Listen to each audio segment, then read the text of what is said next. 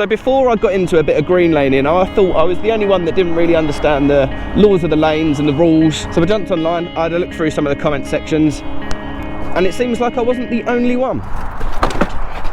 So what are the laws that you actually need to know about? Well, essentially, so long as your bike is legal to ride on one of those roads, you're legal to ride on a green lane. There's a little bit more that goes into it, like if the lanes are blocked. But just while I'm here, anyone in the Medway, Kent area, Sammy Slides, you know.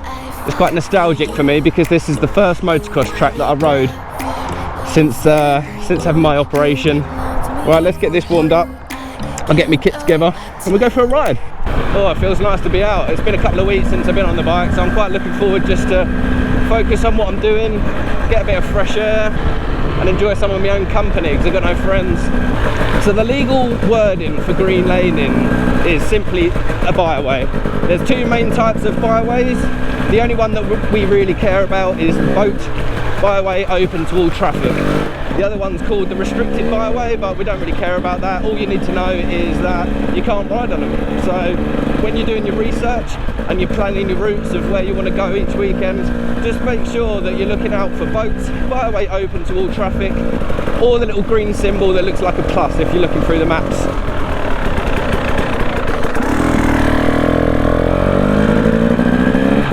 So I said just a minute ago that as long as your bike's legal to ride on roads, then you're legal to ride on green lanes, which is true. But if you're not legal to ride on the green lanes, what's the consequences? Well, here in the UK we have this thing called Section 58, which gives the police the authority to basically take your bike. If you're not road legal, they can pull you over if you've not got your insurance, tax, MOT. They're legally allowed to take your bike off you, chuck it on the back of a wagon, and that's it.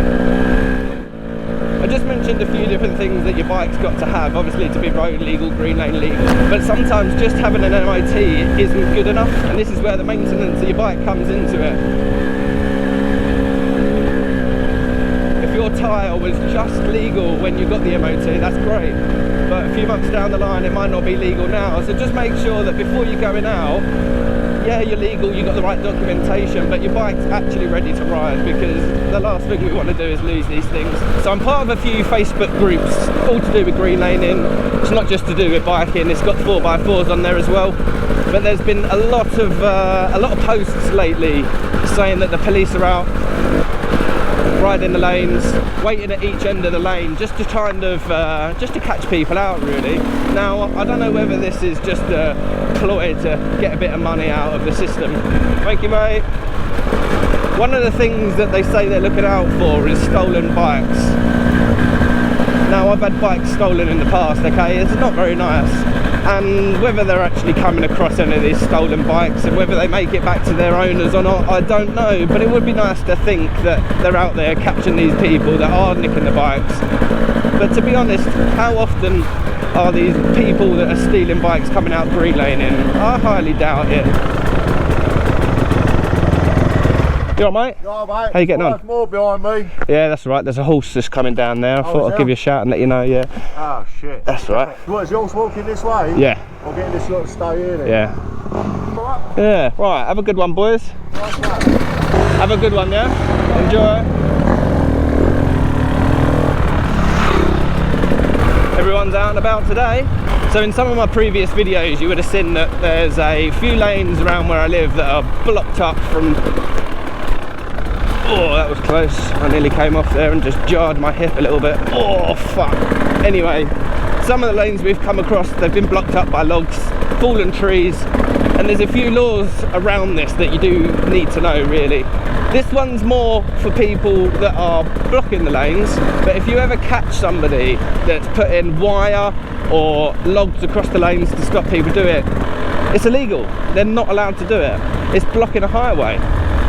It's a bit excessive, but I've looked on the internet and it can actually hold up to a 51-week prison sentence if you're doing this, because it's exactly the same as if you're blocking up the M25, technically.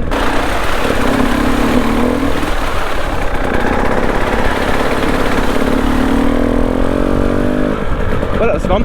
So another thing with blocked lanes, I've heard people say that you're not allowed to remove anything that's obstructing it, but you are. That's wrong. Right, fucking swing really through. that was good. There's someone down here with dogs, so I just want to take it a little bit easy. You okay? Have fun. Yes, you are allowed to move anything out of the way, but just take into consideration other people, livestock, someone, sheep getting out or cows getting out, whatever it might be. Ooh. Thank you for that.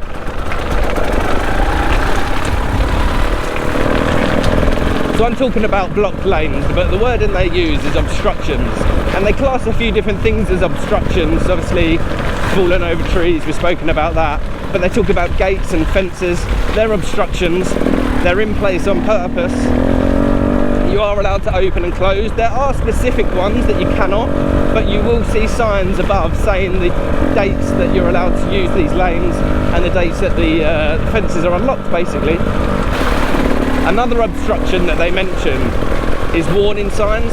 People put up private land, no riding, you're not allowed through here. So long as you've done your research and you know you're legal to go on there, just ignore the signs. They're just people trying it on. They don't want you doing this.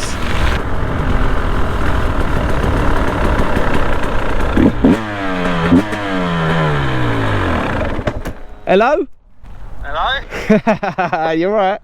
On his bike. Nice. Got his helmet and knee pads on. That's so cool. Take a picture of him. He's scanning through all the puddles. Yeah, too right. That's what kids should be doing.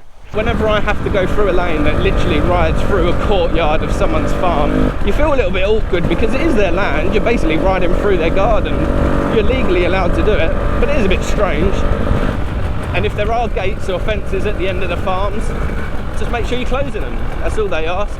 Don't ride through like an absolute nutcase. Leave it how it was when you rode through. You'll have no issues. Hello. Everyone's out today. Are you okay?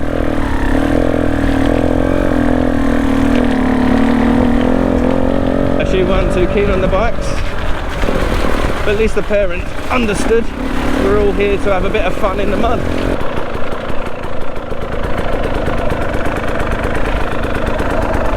How we doing? You okay? Yeah, I'm alright. Yeah. There's quite a few of them up there. I just see them all come through. Yeah. Well, I'm going back that way now. How are you? I was making my way to Ironbourne. I thought I won't come from through that way there. Like Yeah. Merisham. Yeah. I could think there it is, but Yeah, it is. along the Green Street road there, Yeah. so many cars coming through. I thought, fuck this. I won't walk down the bottom end. I was only going up to the Dirty Abbey to see whether it been open or anything like that. The Dirty Abbey, that's that pub. Oh, the pub down there. Oh, fair enough. Yeah. Only to see. I wouldn't go have a beer right now. Yeah. I had enough last night. Oh, yeah. Well, to be fair, if you went that way, puddles the whole way across, mate. So you get your wellies out. Oh, I ain't got it. Oh, really? That's Yeah. It's quite a distance. Can't do it now. She's a bit knackered. She's like that on her feet. Yeah. Well, if you get one of these, you could sit on the back. She wouldn't get on the back of it. Times when we was younger, so I'd get a tandem girl. Yeah, that's it. Get her on the back of it and we'll go. She's leaning the opposite way. I know.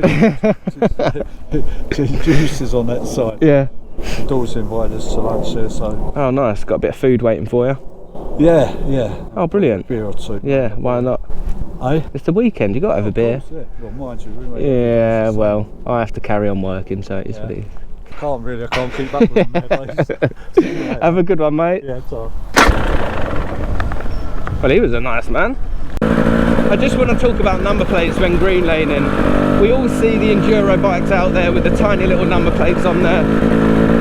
But I'll be honest with you, I don't really care what anyone thinks. I've got a full-size number plate on here.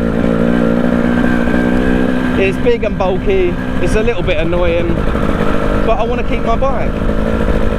The small number plates that people put on the back of these bikes, they're just illegal. You're not allowed them. You might get away with some police being okay with them, but for the sake of a full-size number plate and not thinking that you're cool, it is what it is. I'll leave that one up to you guys to see how you feel about it, but I don't see the problem with a big number plate. So I didn't want to go too in-depth into all the laws revolving around the green lanes. I just wanted to run through the ones that mean the most to us. So now you know these laws, the next thing you need to do is get yourself a bike. And there's actually three main types of bikes that you need to think about for off-roading or green laning.